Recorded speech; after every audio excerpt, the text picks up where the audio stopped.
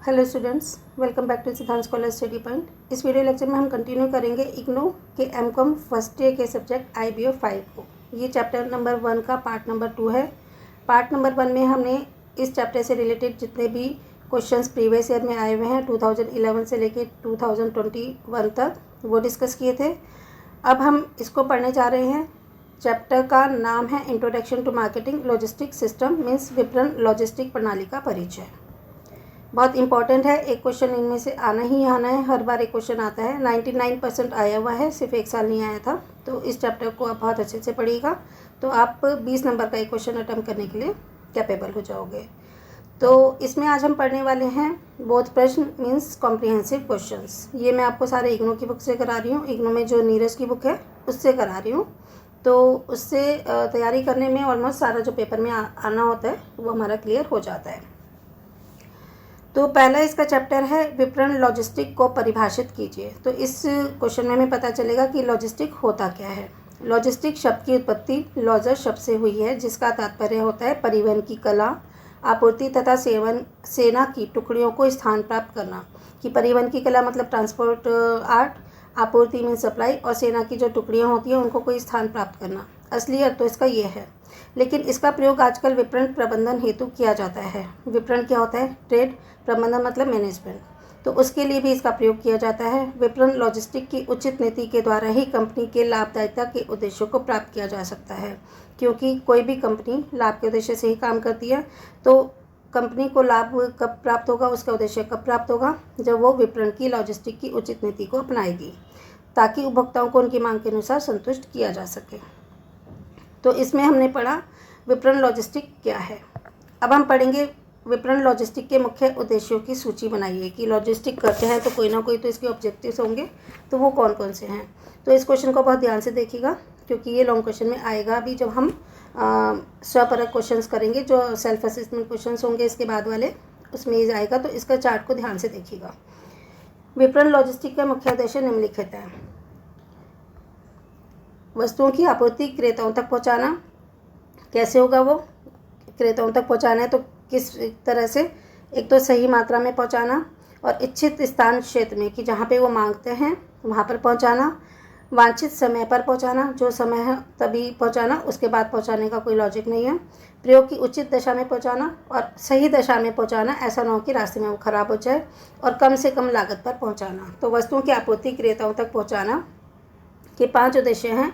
सही मात्रा में, सही स्थान पर, वांछित समय पर, उचित की प्रयोग की उचित दशा में, और कम से कम लागत पर। ठीक है। तो जो बड़ी बड़ी आजकल कंपनियां हैं, अमेजोन्स वगैरह हैं, तो अमेजोन हो गया, जेप्टो हो गया, और भी बड़ी बड़ी जो कंपनी आ गई हैं आजकल, तो वो सब इसी उद्देश्य को अपनाती हैं। अर्थात फर्म का मुख्य उद्देश्य ऐसी लॉजिस्टिक प्रणाली को अपनाना है जिससे उपभोक्ताओं को अधिकाधिक सेवाएं प्रदान की जा सके। ठीक है। तो आई होप कि आपको ये वाला क्वेश्चन भी क्लियर हो गया होगा। अब चलते हैं अपने क्वेश्चन नंबर 3 पर। आप विपणन लॉजिस्टिक को एक महत्वपूर्ण क्रिया क्यों मानते हैं? तो आंसर है, विपणन लॉजिस्टिक निम्नलिखित कारणों से एक महत्वपूर्ण क्रिया है। नंबर 1, इसके द्वारा उपभोक्ताओं को अधिकतम व उच्च स्तरीय सेवाएं प्रदान की जा सकती हैं। ठीक है। उपभोक्ताओं को ज़्यादा से ज़्यादा और हाई लेवल की सर्विसेज प्रोवाइड कराई जा सकती है। दूसरा है, कम व्यय करके उचित सेवाएं दी जा सकती हैं, कि एक्सपेंसेस हो कम कॉस्ट पर हम हाई फैसिलिटीज़ उनको दे पाएँ। उपभोक्ताओं से संबंधित सेवाएं उपभोक्ताओं को उनकी इच्छा अनुसार प्रदान की जा सके। जो भी कंज्यूमर्स से रिलेटेड सर्विसेज है वो उनकी इच्छा अनुसार, कि वो उनकी क्या रिक्वायरमेंट है, क्या उनकी डिज़ायर्स है, उसके अकॉर्डिंग प्रोवाइड कराई जा सके। उसके बाद है, अच्छा सिर्फ 3 ही थे इसके, सॉरी, हाँ सिर्फ 3 ही थे इसके ऐसे उद्देश्य जो कि ये महत्वपूर्ण क्रिया बनाते हैं लॉजिस्टिक को। नेक्स्ट क्वेश्चन है, विपणन लॉजिस्टिक के मुख्य कार्यों को सूचीबद्ध कीजिए। कि इसके मुख्य कार्य क्या है। पहले क्वेश्चन में तो हमने ये पढ़ा था कि महत्वपूर्ण क्यों माना जाता है। अब इसके मुख्य कार्य क्या हैं, क्या इसके फंक्शंस हैं। नंबर 1, विपणन लॉजिस्टिक के मुख्य निम्नलिखित कारण है। नंबर 1, ऑर्डर किस प्रकार प्राप्त किया जाए। तो सबसे पहले तो देखना है कि ऑर्डर कैसे मिलेगा। ठीक है। तो जैसे हम किसी कंपनी को ऑर्डर करते हैं अपना सामान मंगवाने के लिए, तो कंपनी का पहले कार्य क्या होता है कि ऑर्डर किस प्रकार प्राप्त किया जाए, किस तरह से अपने आप को लोगों तक अपनी सर्विसेज प्रोवाइड कराई जाए, उनको बताया जाए, जिससे कि ऑर्डर मिल सके। सेकंड है ऑर्डर को पूर्ण करने हेतु जो कच्चा माल लाया जा रहा है उसका संरक्षण किस प्रकार किया जाए। कि अगर जो ऑर्डर पूरा करने हैं, जैसे हम किसी भी कंपनी को, अमेज़न का ही उदाहरण ले लो कि हम मुझसे कोई चीज़ मंगाते हैं तो वो प्रोवाइड कराएंगे, उससे पहले कच्चा माल अपने पास रखेंगे, ठीक है, या फिर अलग अलग वेंडर्स को बताएंगे, तो वो जो अमेज़न से वो कर लेते हैं, एफिलेट हो जाते हैं, तो वो अपने पास उतना मटेरियल रखते हैं कि जैसे ही ऑर्डर आएगा वो मटेरियल उनके पास अवेलेबल होना चाहिए। तो कैसे कच्चा माल लाया जाएगा और उसका संरक्षण किस प्रकार किया जाए कि वो खराब ना हो जाए। थर्ड है भंडार गृह की स्थापना कहाँ की जाए, क्योंकि उनको रखने के लिए वो वेयर हाउस चाहिए स्टॉक रखने के लिए। तो भंडार गृह की स्थापना कहाँ की जाए, स्टॉक में कितना सामान रखा जाए, ठीक है। तो जो जैसे अमेज़न से जो लोग वेंडर्स कनेक्शन में होते हैं तो अपने पास पूरा स्टॉक रखते हैं, तो यह है कि स्टॉक में कितना सामान रखा जाए, कहाँ रखा जाए। फिर है वस्तुओं के परिवहन हेतु कौन सी तकनीक अपनाई जाए, कि अगर हमें भेजना है, ट्रांसपोर्ट कराना पड़ेगा, मान लो कहीं से भी ऑर्डर आ जाएगा तो वहाँ तक उसे पहुँचाया जाएगा, तो कौन सा जो हमारा ट्रांसपोर्ट सिस्टम है उसकी कौन सी तकनीक को अपनाई जाएगी, कि वो बाय रोड जाएगी, बाय एयर जाएगी या बाय शिप जाएगी। लास्ट है इसका लॉजिस्टिक से संबंध रखने वाली सूचना को किस प्रकार निर्देशित किया जाए। तो लॉजिस्टिक जो हमारा ये कार्य है उससे संबंधित रखने वाली कोई भी जो इन्फॉर्मेशन है उसको किस तरह से डायरेक्ट किया जाएगा, ये इसके कार्य थे।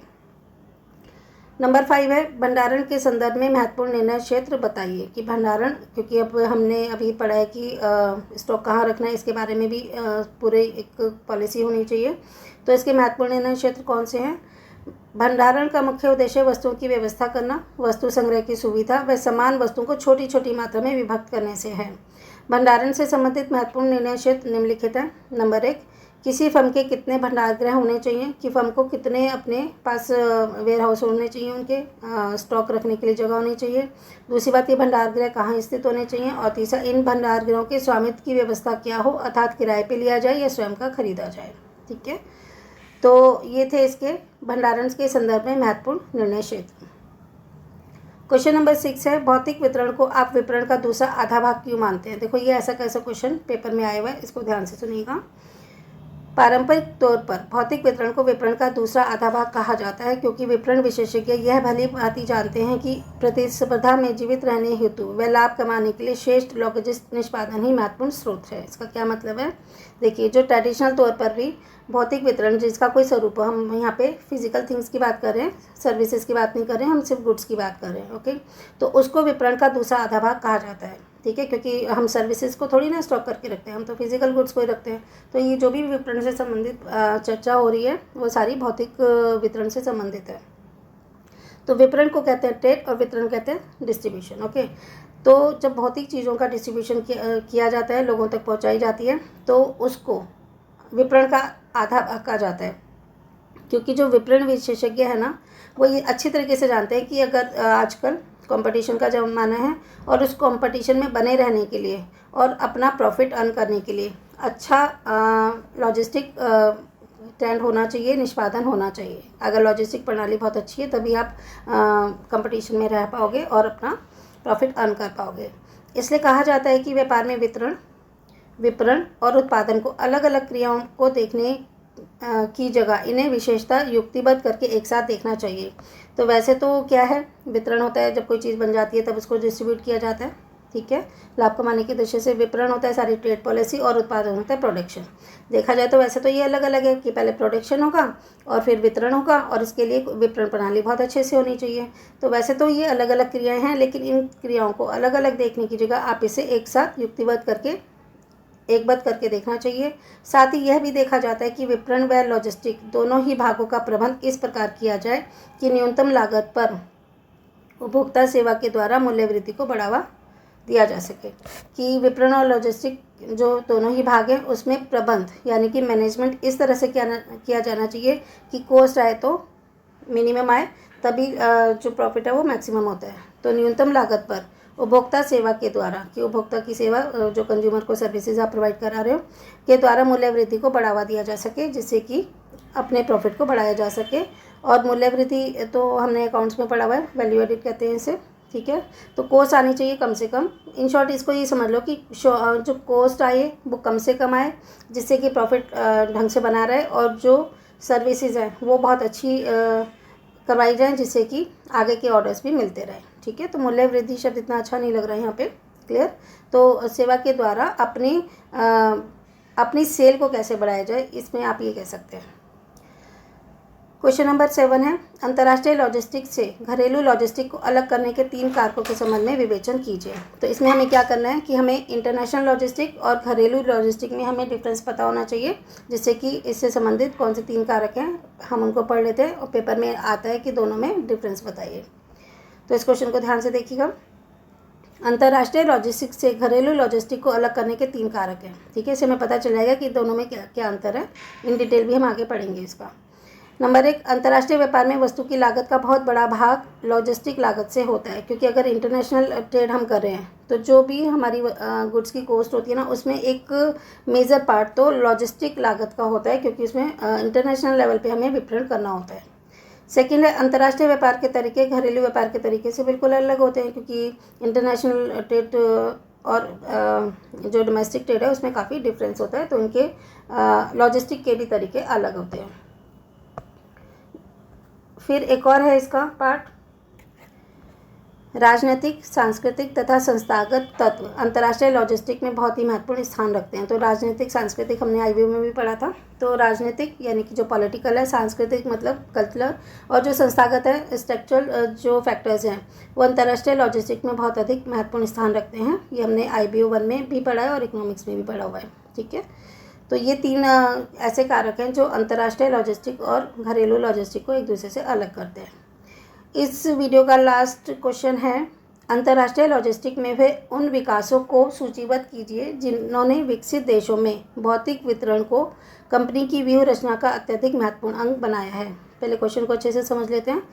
जो इंटरनेशनल लॉजिस्टिक है उसमें उन विकासों की उन डेवलपमेंट को आप सूचीबद्ध कीजिए, उनकी सारणी बनाइए, एक लिस्ट बनाइए जिन्होंने विकसित देशों में भौतिक वितरण को, विकसित देश कौन से, जो डेवलप्ड कंट्री हैं जहाँ पे फुल एम्प्लॉयमेंट है, वहाँ पे भौतिक वितरण को यानी कि गुड्स का जो हम वितरण कर रहे हैं ना, डिस्ट्रीब्यूशन को कंपनी की व्यूह रचना का अत्यधिक महत्वपूर्ण अंग बनाया है। तो कंपनी की व्यूह रचना क्या होती है, एक जैसे कि पूरा एक व्यूह रचना होती है कंपनी किस तरह से चलाई जाएगी, तो उसका बहुत ही महत्वपूर्ण तत्व है क्या, अंतर्राष्ट्रीय लॉजिस्टिक। तो ये क्वेश्चन था हमारा, आंसर देख लेते हैं। अंतर्राष्ट्रीय लॉजिस्टिक के अंतर्गत निम्नलिखित विकासों को सूचीबद्ध किया जा सकता है जिन्होंने विकसित देशों के भौतिक वितरण को भौतिक वितरण से कंपनी की व्यूह रचना की जाती है। ये तो हमने क्वेश्चन में से ले लिया।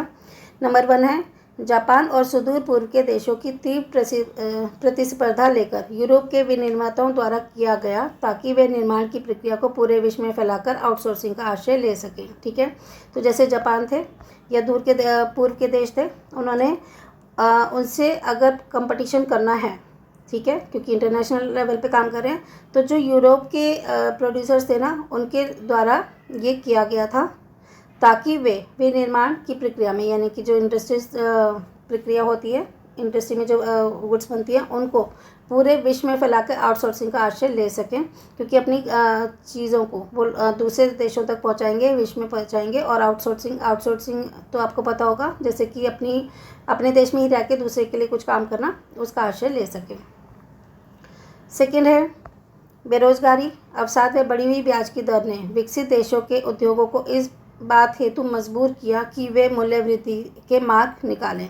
तो बेरोजगारी हुई, अनएम्प्लॉयमेंट, अवसाद, डिप्रेशन हुआ, और बढ़ी हुई ब्याज की दरें, क्योंकि जो इंटरेस्ट रेट बढ़ गया है, उन्होंने विकसित देशों के उद्योगों को इस बात के लिए मजबूर कर दिया, जो डेवलप्ड कंट्रीज़ है उनकी जो इंडस्ट्रीज़ है उनके लिए उसको मजबूर कर दिया कि वे मूल्य वृद्धि के लिए मार्ग निकालें, या फिर अपनी सेल को आगे बढ़ाने के लिए कुछ ना कुछ ऐसे रास्ते निकालें कि वो बेरोजगारी, अवसाद और बढ़ी हुई ब्याज दरों को फेस कर पाए। नेक्स्ट है, देश के अतिरिक्त तीसरे देशों में निर्माण व व्यापार में मध्यस्थों की बढ़ती भूमिका के कारण शक्तियों का सुदृढ़ कार्य करना।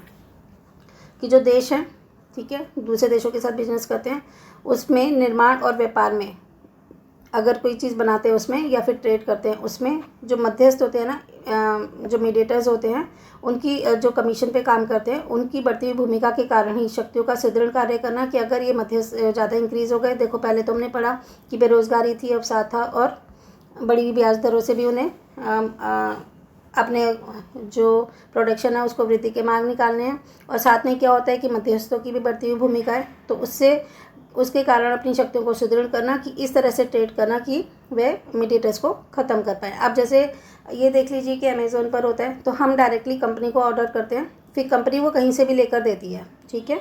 तो अलग अलग इनके आउटलेट्स होते हैं, अलग अलग जो इनके लिए काम कर रहे होते हैं, वहाँ पे ऑर्डर दे दिया जाता है। तो हमने किसको ऑर्डर दिया? हमने तो अमेज़ोन को ऑर्डर दिया था। अमेज़ोन ने हमारे लिए ये सारी चीज़ें प्रोवाइड करवाई। तो इसे कहा जाता है कि इसके बीच में ना कोई मीडिएटर्स नहीं है, सीधा कंपनी को ऑर्डर दिया जा रहा है।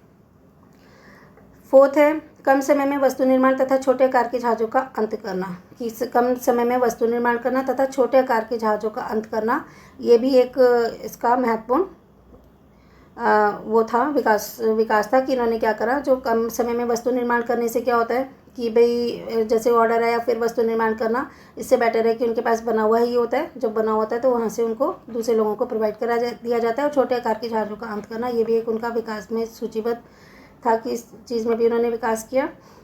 नंबर 5 है वस्तु विभेद व व्यापार विस्तार में विविधीकरण लाना। वस्तु विभेद क्या होता है कि वस्तु को चेंज, एक होता है कीमत विभेद, ठीक है, कि सेम वस्तु की अलग अलग लोगों से अलग अलग कीमत वसूल करना, ठीक है, इसे कहा जाता है कीमत विभेद।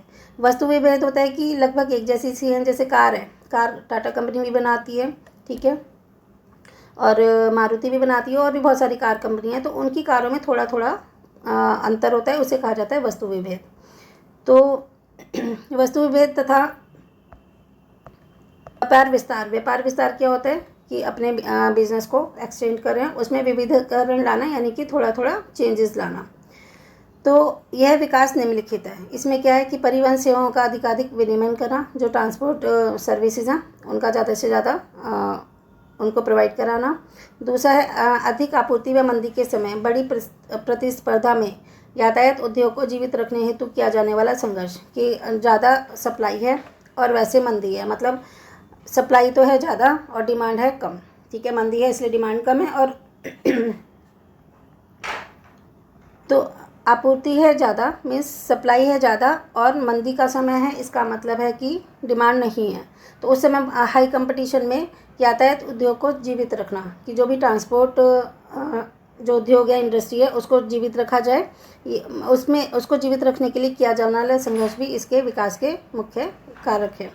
फिर है विश्व पोत लदान के क्षेत्र का संघर्ष। विश्व पोत लदान क्या होता है कि जो सी पोर्ट्स है ना, पूरे ग्लोबलाइजेशन यानी कि विश्व में, उस क्षेत्र में भी बहुत संघर्ष है, उनको देखना। व्यापार के क्षेत्र में निजीकरण को बढ़ावा देने हेतु किया जाने वाला वैधानिक व कानूनी संशोधन, कि व्यापार के क्षेत्र में प्राइवेटाइजेशन लाना, परिवहन के क्षेत्र में ट्रांसपोर्ट में प्राइवेट ये ट्रांसपोर्ट को बढ़ावा देना, उसके लिए किया जाने वाला वैधानिक और कानूनी संशोधन, कि ये लीगल भी है और वैधानिक भी है, तो उसके लिए थोड़ा सा जो संशोधन किए गए हैं उनको देखना। और अधिक प्रभावी तथा तीव्र माल जहाज़ों का प्रवेश कराना,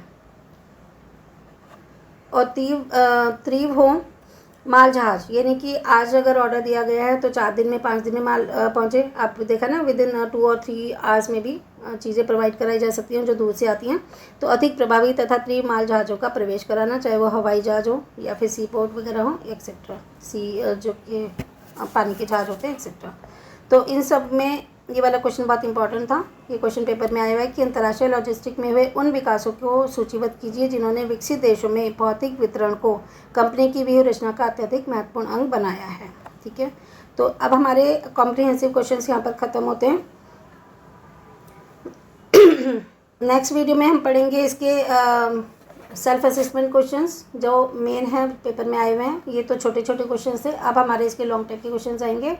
तो मिलते हैं नेक्स्ट वीडियो में। Thanks for watching.